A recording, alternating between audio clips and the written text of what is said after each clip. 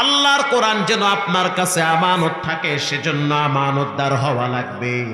আর সন্তানগুলার সিনার ভিতরে কোরআন ঢুকায় দেওয়ার জন্য আপ্রাণ চেষ্টা চালিয়ে যান।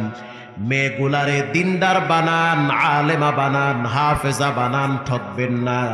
কারণ যখন সব ঘরের দরওয়াজা বন্ধ হয়ে যাবে, আপনার মেয়েটা একটা দরওয়াজায় হাত পাতবে, সেই দরওয়াজাটা খোলা থাকে। দরওয়াজার মালিকের নাম কি?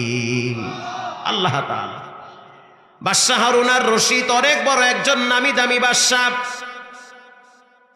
উয়ুনুল হিকায়াত ইবনুল জাওজি রাহিমাহুল্লাহ লেখেন, বাগদাদে তার সিংহাসন ছিল।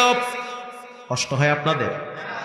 হারুন আর রশিদের স্ত্রীর নাম হলো জুবাইদা।